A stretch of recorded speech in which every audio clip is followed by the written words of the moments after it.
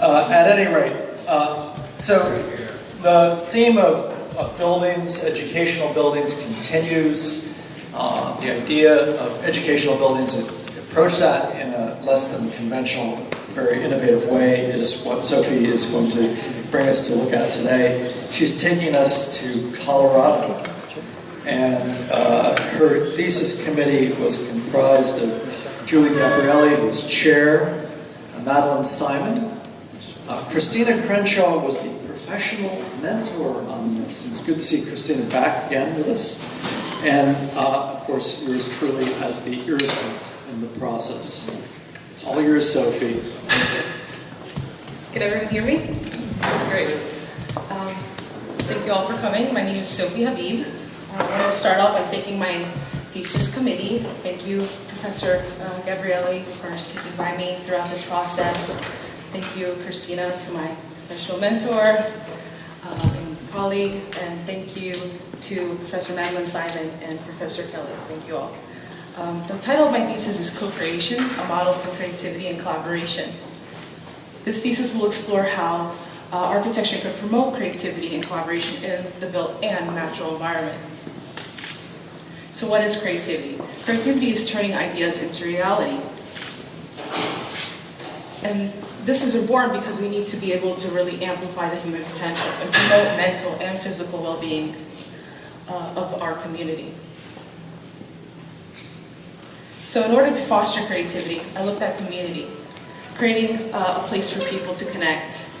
I also looked at the physical space where people can create a sense of place, as well as bringing inspiration where people are able to share knowledge and resources. To give you a brief overview, I'll be talking about the precedents, those design inspirations that helped bring this to life, the program where I will be designing a model, and then where I'll be testing that model, which will be in Denver, Colorado, and then telling you a little bit more about the discovery and the design proposal. Start off with design inspiration. I'm going to start off with this quote by Albert Aalto, Finnish architect and designer. He believes that there is a crucial significance of play in building a society for human beings, those grown-up children. Another big inspiration is the Solar Decathlon, where I was able to work with teams, other disciplines across campus in designing a solar-powered home. We were actually able to really transform ideas into reality. And a lot of that work was apparent when we actually displayed our work in Denver, Colorado, the same location as my thesis site, our city as my thesis site. To tell you a little bit more about the companies that really promote creative workplaces, IDEO, and you are all, I'm sure, familiar with their human-centered design and the way they kind of transform their skills into a design school, as well as Google, where they actually were able to design a campus for their young entrepreneurs, as well as Steelcase, where they look at kind of the ecosystem of spaces and their kind of workplace furniture. One of the architectural inspirations was the Glasgow School of Arts, where the space was about creating creative abrasion by providing students with a blank canvas where they themselves can transform that space. Another precedent is the University of Arts London, where they bring several disciplines together in one campus. And this is actually about 4 times the size of my building. Looking at SCAD Museum of Art and how the building kind of sits within the context of the space, kind of drawing inspiration from kind of the outdoor scenic spaces for both civic use and for programmatic use. But then also looking at some of the work that people would be designing in this kind of facility, where people can come together and design and build within this program. To introduce you to the program, I'll be designing a model, a new building typology for creativity. To start off, I'll be talking about the ecosystems of people and spaces. The 3 user groups are the community, education, and the profession. Community being creating a space for public interaction. The educational sector would be for passive learning, and then the profession, looking at the profession for creating a place for active practice. And as designers, we're very familiar with the active learning. To continue, the ecosystem of spaces, looking at both the public and the private / secure realm, and knowing how we are able to kind of create spaces around these kind of user groups that will help benefit each one as well, both individually and collaboratively. Looking further, I started to study the different building typologies that would help transform my building. Looking at the warehouse typology, factory, expositions, similar to that, like the Solar Decathlon competition and other expositions around the world, and then library as well, the collection of kind of knowledge. The program consists of a public gathering space, a collaboration space, library, which I'll be rebranding as the living lab, and then the fabrication lab. So a lot of this was focused around kind of research design and the design build aspects that we might see today. So with that, I kind of looked at the proximity of spaces and the uses and how to really create flexible spaces within that program. And that kind of concluded with these kind of three building typologies, or three building parties where I will be incorporating them into the site. And then as well as the architectural elements that will help develop the architecture of this building as well, looking at accessibility, air, light, water, and vegetation, and a few of those elements will start to reappear within the site. So I'll be testing this model in Denver, Colorado. As you can see, it's known for its kind of eclectic, kind of urban sprawl.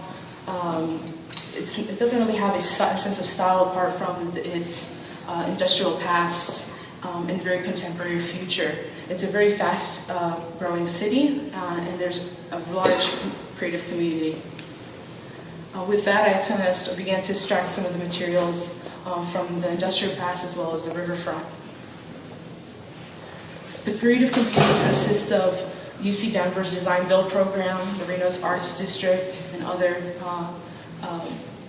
foundations along the site.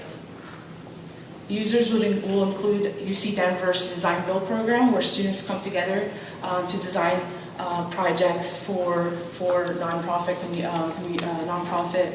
users, clients, and their mission is to protect education, the environment, and the arts. And these are a few of the alumni mentors of the program itself, where they were able to create, design, build, fabricate firms or live work spaces. So this is Denver, Colorado. Where the site is located within the district, the 4 different districts: the residential district, arts district, the education district, as well as the business district. And it's about a mile away from the nearest educational facilities, as well as a mile and a half away from the Civic Center.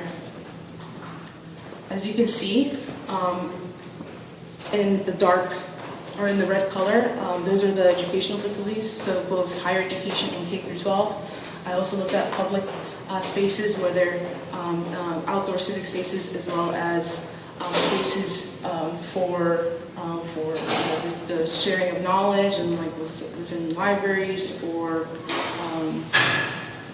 public venues. And then also design services. And what I realized is a lot of the design build programs are renting out space in the co-working spaces. And they really didn't have the means to really communicate with each other within one holistic space.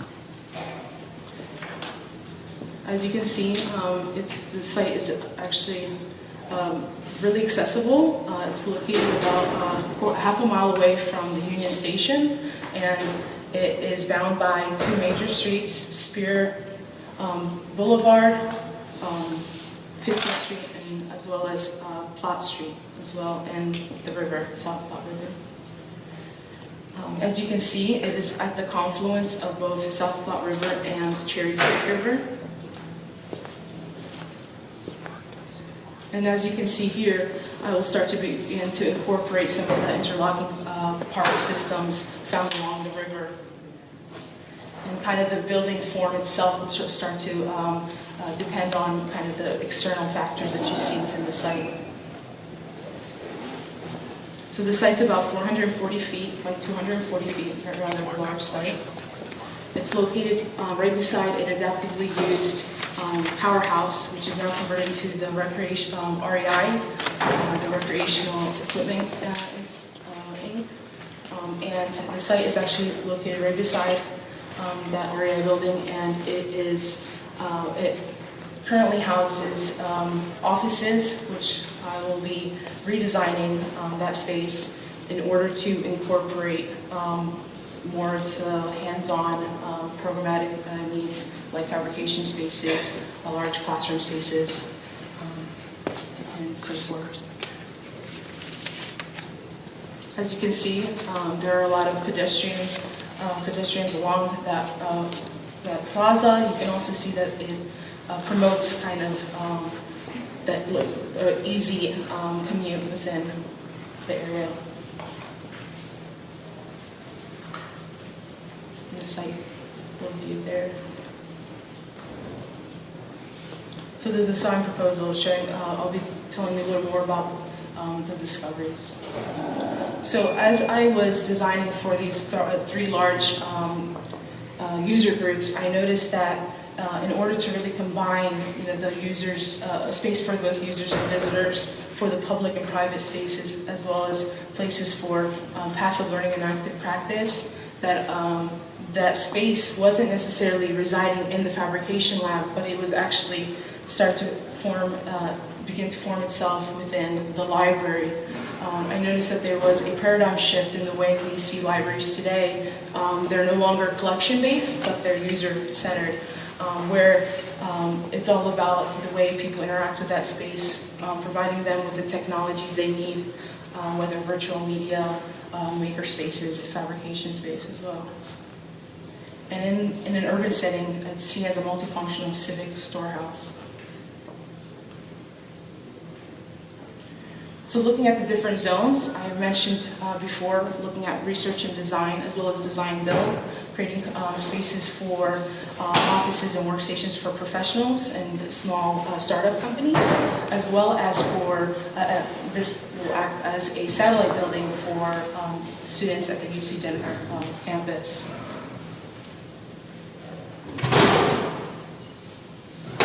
As you see in the program, a lot of the ground floor is open to either the public or for exhibition. So along the urban edge, you see retail, you see restaurants, cafes to really engage that community. But then along the river, you see exhibit space where people are able to really put their work on display.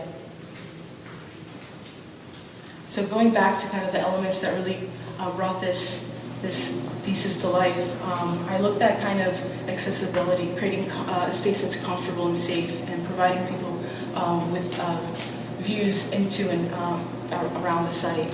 As well as air, we're looking at natural ventilation, planned and unplanned openings, light, looking at porosity, as well as water, kind of the visual audio effects of the site, and then looking at vegetation and biophilic design. So the site will be a part of the kind of interlocking park system, and so it will incorporate a creative park for public exhibition. And as you can see, that space is created between the new proposed building and then the REI building, kind of preserving the integrity of that building is very important. Looking at the water, looking at kind of that sound absorption, where we were able to really cancel out some of the activities that might be happening within the buildings. There's also a highway to the northwest of the site as well. Moving forward, looking at accessibility, knowing that the circulation path for the visitors will be a little different from that of the resident and the user themselves. And so looking at creating a creative loop for visitors to come in and really view what's really happening within these kind of large fabrication spaces was really important, and while also providing checkpoints throughout the building. looking at air and kind of creating kind of a series of chambers where, because of the Denver climate, it's very dry and cool throughout the summer, kind of bringing in that air, that fresh air was really important as well for both the physical and mental well-being of the users. And then looking at sunlight, and that's where you see a lot of the louvers and screens start to play a role in that process as well. So this is the building when approached from 15th Street. And as you continue around, you can continue through and actually view a lot of the exhibits through the Creative Park, which you see there.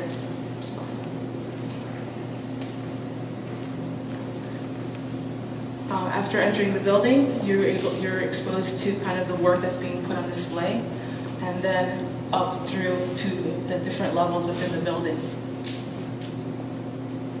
And then continuing up, you're able to really view people working hands-on in the fabrication lab. You'll be able to see students from the UC Denver campus in here working on some of the projects, and those are actually some of the buildings that the cabins are working on currently. And then continuing up, you're in this venue space where not only do we give the people the opportunity to transform their ideas to reality, but give them a place to really celebrate that as well. Looking at the back at the city and seeing how we were able to transform this city that once existed. And you see the section there as well. So I'd like to conclude by saying that I envision a future where we not only amplify our own creative potential, but the creative potential of those around us. Thank you.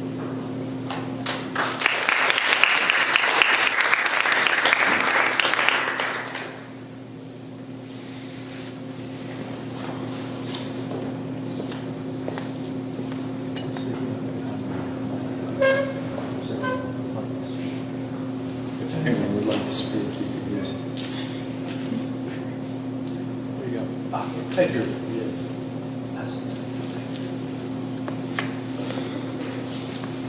Very interesting and dynamic site. It's challenging, I'm sure, to juggle all the different constraints. But I must say I'm really kind of impressed by the presentation, both verbal and just visually as well. I think the diagrams are really wonderful. And I think it's a very rich building, in terms of the way that it engages with all the different experiences that you kind of introduced us to through the course of your presentation. Perhaps the one that you didn't really get into is the river. So I was wondering if maybe you could tell us more about that and your attitude towards the river. The reason why I chose the site was mainly because of the kind of green and blue spaces. So looking at the river as a way to really amplify the creative process in a way where we prevent creative blocks from happening.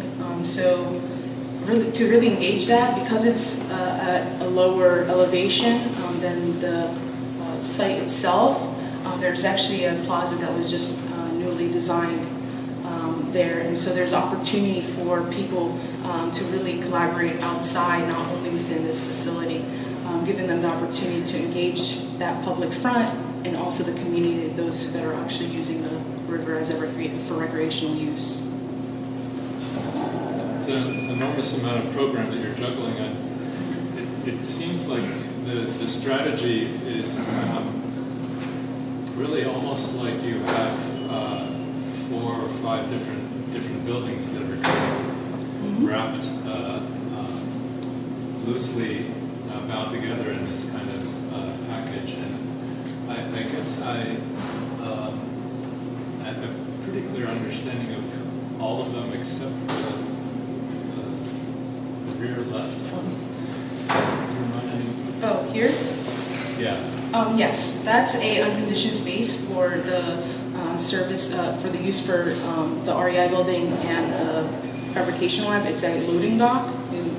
It previously was consistent of a small loading dock for the REI building, but I wanted to redesign that space so that it's used for both buildings, both functions as well. So trucks would be able to pull in and actually pick up any of the work that's being displayed in the creative park. So you really just focused on the other pieces? Mm-hmm.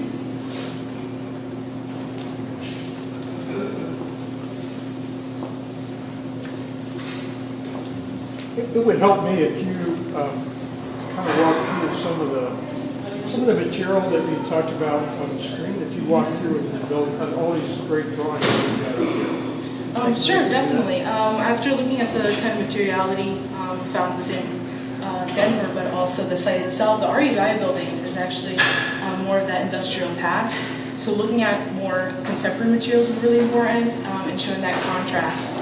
So instead of using Corten steel or some of the more rustic kind of material, I wanted to look at more contemporary modern materials. So on the exterior you see a perforated metal screen where the visibility within and into the building and out of the building is really important for eyes on the street during the later hours. So the material of that kind of shows kind of that movement and that action happening within the building. Within the threshold, I was thinking that it would be just like a simple like a sheet metal or corrugated metal for the studio spaces as well. And then opportunities to introduce vegetation over time. Can you talk a little bit about the creative park and its relationship to, I think these are the fabrication spaces on the ground floor, Mm-hmm. right? Yeah, this is the material storage, fabrication, and then the space to really assemble those components, That's those assemble those those little components. pods, those little pods are, right? Mm-hmm. And then here you have the creative park, and then learning labs along that park. So there's opportunity. So are you imagining that sort of assembly space, Mhm. is that, I see you have sort of these, These overhead doors. so is that space allowed to sort of extend, or is it meant to be sort of a green space?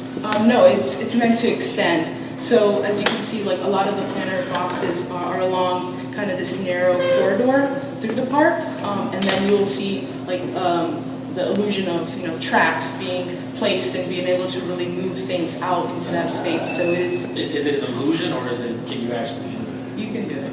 That's what I was trying to get to, because I really would, and it seems like I've always done it. I see it here, and then I start to see, I start to see it now. It's really start to open up that assembly space into the outdoor and really start to activate this sort of courtyard that you got inside of it. I think that's really quite nice. I think I would, think about extending some of those elements a little bit, and maybe create a canopy and maybe let the cavern or people into the airspace, just as a thought. But That's a great idea. really nice. And then my last comment, when I'll pass it over, I really like the way you're rendering the sort of street edge. Is this sort of a mesh material that you're? Mm-hmm. Yeah. Perforated metals. I really think that's very, very gentle, very, but also contextual as a living building. The very modern. It's really nice. I would like to comment about this view. Mm-hmm. You mentioned the creative park. I found very interesting this approach, this human scale approach, because the building, even if it's a contemporary, modern, we say, but still maintain the proportion. I think it work very well with the next and reinforces access to the tower. I have a question for you in terms of materials, because the main building is surrounded by the same material, the same skin. Mm-hmm. I'm talking about the blue one. Yes. Have you think about that? Three different facades, maybe the three different orientation. I don't know if you. No, definitely. throughout the design process, I kind of wanted to treat this building as a series of buildings, and that's why it does look like that. But along the urban edge, I didn't want to really create any disorder to that street front. I wanted to create a continuity, and that's why you see that perforated metal, because it's such a long facade. It's about 440 feet, so I needed to kind of maintain that, as well as for any fast-paced traffic that may be going through. I didn't want several pauses to happen in the street, along the street. So a lot of that's happening along the road. Definitely is a good balance between this idea of urban, also linked with the idea of industrial. I think it's a good combination. My final, the last one question for you is: you have a main concept for this project. Sorry, You have a main concept. You can synthesize the concept for this project. I believe it would be the kind of creative synergy of the things kind of joining together, and in a way you kind of see that happening, how these kind of buildings come together, and you kind of see that library start we start to give a life to that library space, that living lab that I spoke about. So the creativity could be also synthesized in the diversity. Yes, of the program as well. Yes, definitely, because it's not only used for the professionals, but for as a satellite building for students as well as for visitors. So creating like learning labs, play labs for people to come and interact with some of the things that's happening in the building is very important. Thank you. One quick comment. I think this is an instance where I would have taken some liberty into in interpreting what this building is, because I really want to see a better interaction between your building, this courtyard space, and then this building. And I just the edge condition that's created here. Mm-hmm. I wish it were improved. Maybe creating some connections, some openings between that space. Because I think you said there's maker stuff that happens in that building now. This is the REI building? This is the REI building. No, it's strictly retail. Yes, and you can see the section here. They have a lot of the retail and then a rock climbing wall. But the grid of the actual building is 20 feet wide. It's along the same bay width as the REI building, so there's the continuity when it comes to window openings. So a lot of the doors or the glazing is kind of directed towards the REI building, and you kind of see the old and while you're kind of nested between the old and new. Sure, but I would take it even a step further and really, take a couple of these and make some actual openings. Keep the same architectural language, but allow people to come into that space. I think you're really starting to merge this collection of buildings, and now it operates as one contiguous sort of composition. It's a great idea. Do you know the Denver's Museum of Contemporary Art? Denver, yes, it's actually That's very right. close. So I know it's very close, that's right. And so one of the things that I appreciate of what you propose here is that to be honest, being there, no, you're okay, I'm saying, to be honest, being there, I was appalled by Lipsky intervention, appalled by how that thing really is so aggressive with the city and so ignorant of what's going on around. And it was a delight to start finding out that there was actually more conscientious design going on. And one of them was that building that I mentioned to you. What I appreciate about what you're doing here is that relationship with the context. How you have actually lined up all the pieces of this building by making sure that, one, there's none that is so overpowering the others that you all of a sudden see something like that monster that is there. But you have a number of buildings that are familiar with context and have been put together in a very sensible way. But they're not only buildings, they are also contributing to the city space in this little plaza that you have here that reminds me so much to the plaza that's behind me. And I don't know if you saw it, but the way you enter the Denver Museum, it's actually through that little plaza. Yes. That interacts with the others. And so this actually talks very much about site and identity of place. And I really feel that this intervention will fit so well, Grace, because of the way that you've done that.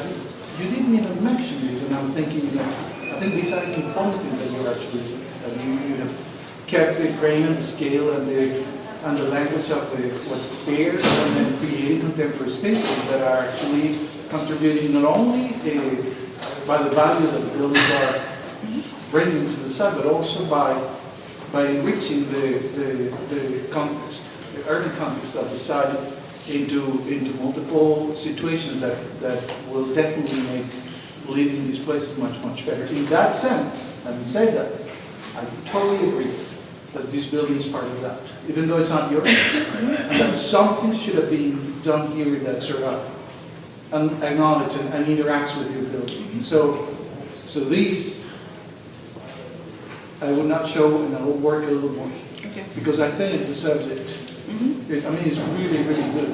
And these are the kind of things, the good things that are happening in Denver, that are really, well. Thank you for that.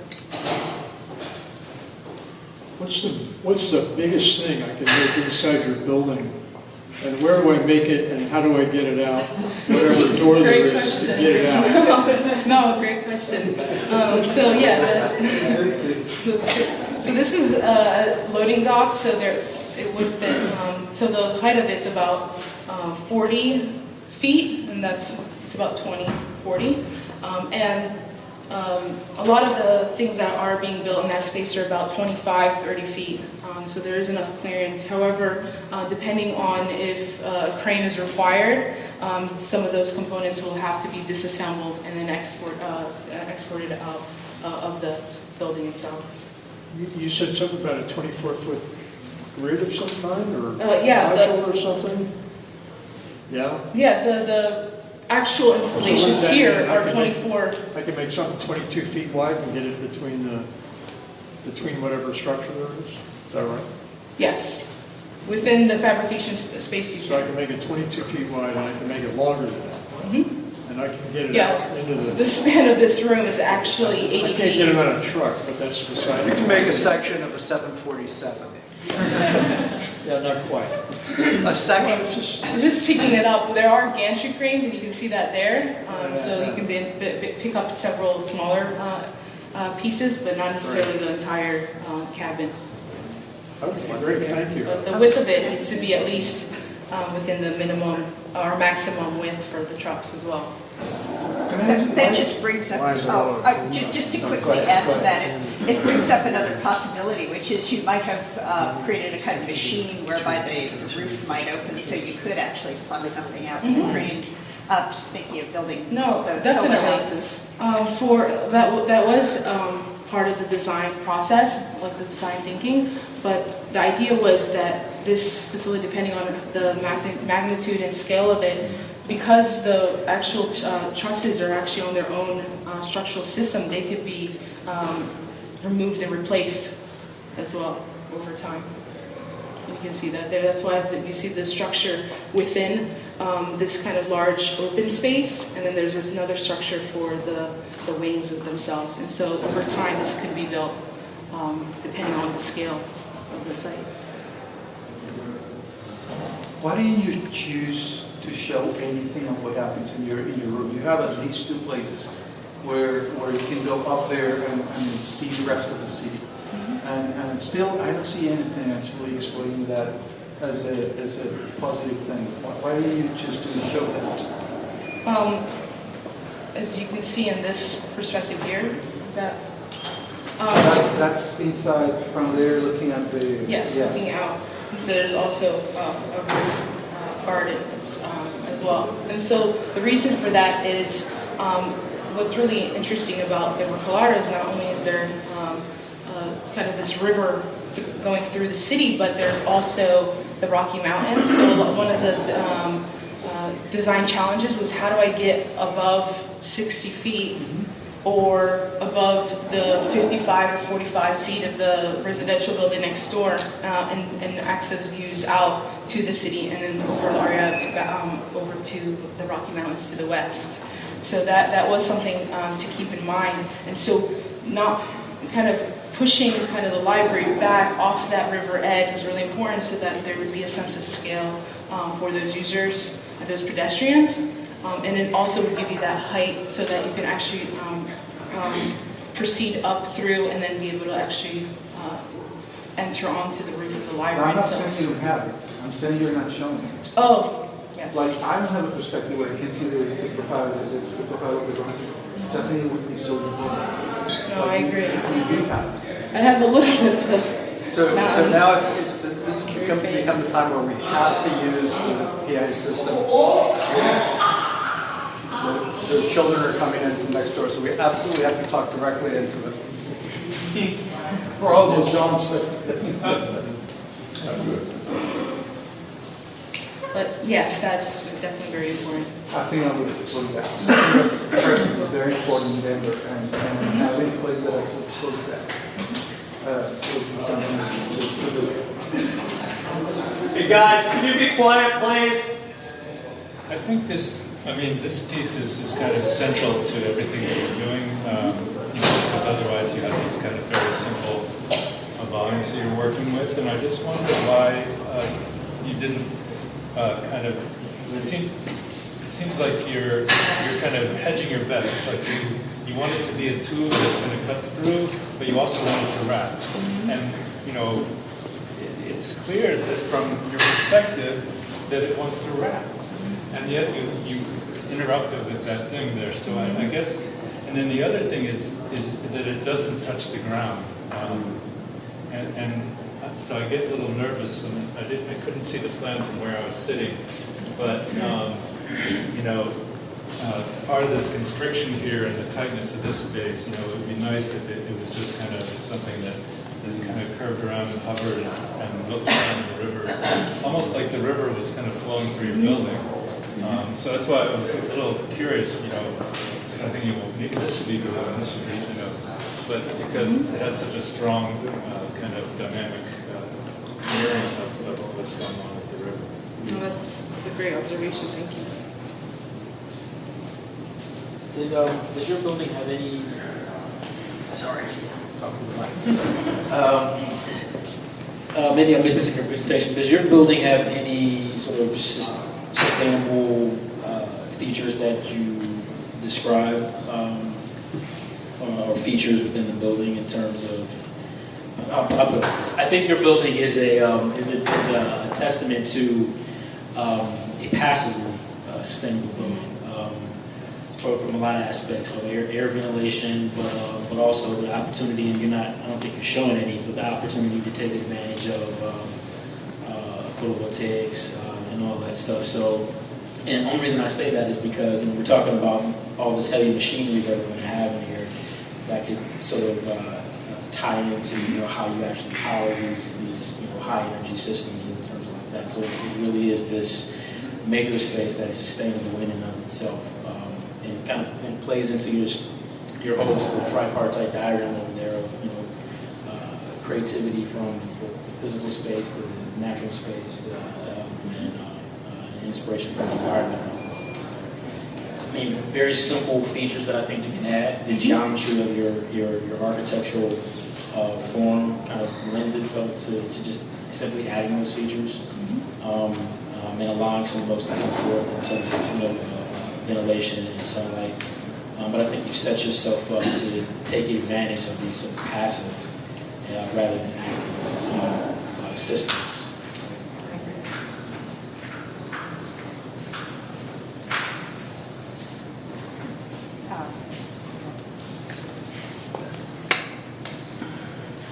Just a quick question. You introduced this as the design of the model and then told us that you would show us how it played out in this particular place. So I wonder if you would like to make some comments about how this model might adapt itself to other locations, because it seems like you're proposing this very important urban typology that brings people together and creates community around making. So I'm just wondering, you've got such an incredibly rich site here and a great contextual response, and there's been a lot of commentary about that. So just wanted to throw this out there. What happens when you take this model on the road? Sure, definitely. So looking at the different building typologies, with this site, the most well-fit kind of partie was the courtyard, but not in the sense where it kind of wraps itself around a courtyard, but it creates a courtyard with its context. As you can see, the creative park, and then also kind of these spaces within the building that are like the atrium, which acts as its kind of that interior courtyard for public exhibit. But for designing a building like this within closer to the city, it's a little harder because you need to be conscious of noise pollution that this kind of work could be that could occur in this building, and then also the services that you would need to introduce. So bring in equipment, materials. So within a kind of more urban setting, the tower might be a better fit, but it might lack a little bit more of the space that you need for kind of the fabrication space. But the scale would then change, and maybe the things that are being fabricated become a little smaller in size, but still provide people with the space to really come together. I think I'm going to add on another answer for you. Tell me what you think. I think that many American cities have these former industrial zones, and it seems like this is the kind of typology that could insert itself into this type of area of many American cities. Thank you. Any other takers?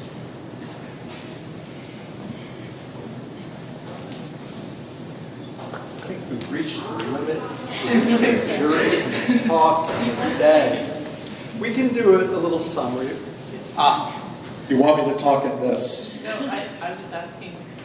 The methodology, by the way, of talking in this is not like this. It's like this. You have to talk directly into the top of it because it's a directional microphone. It's not a... So you have to do this. A lot of you have been doing this. You've been treating it like it's an ice cream cone.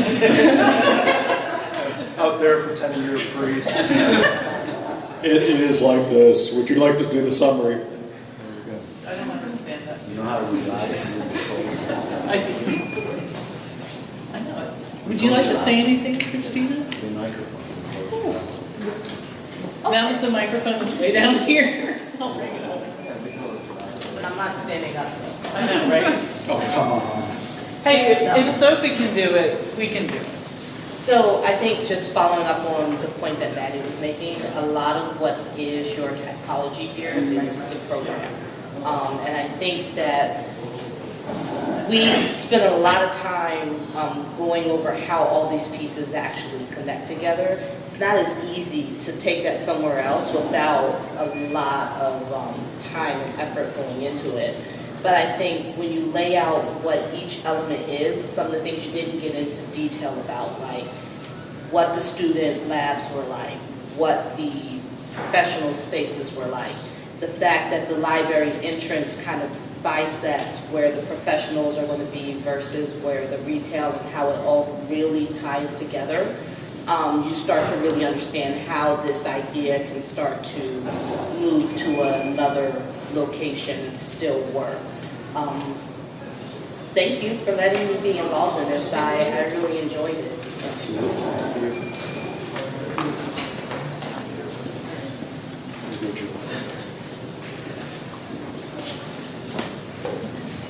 Well, I just want to thank you for choosing me. Really enjoyed working with you. Am I doing it right? Being paired with me, I don't know. But thank you for letting me be involved with your thesis. And I just want to commend you on what has been a very methodical process. Design is not linear, we all know that. And I just want to I thought of a few of the steps that you took. One was starting with experiencing this very interdisciplinary collaboration by being part of the winning Solar Decathlon team. And I think that you can't do that and not be changed forever by that experience. And then studying the theory of creativity very thoroughly, finding building types that support creativity and collaboration, and inventing a building type that merges the best of those and is a responsive and responsible urban neighbor, again, no matter what location is chosen. Then testing it on a specific site, embedding it in the physical place, connecting with the creative community that's real, and really making it as plausible as possible. So I just want to say how fascinating and inspiring it's been to be, to see how your thinking has evolved, and your questions became more and more refined as you worked on this design. Of course, we're all aware that fostering innovation and creativity and collaboration is an incredibly hot topic now in all industries. And so it's easy to imagine you becoming quite a valuable expert in the field. So congratulations on them.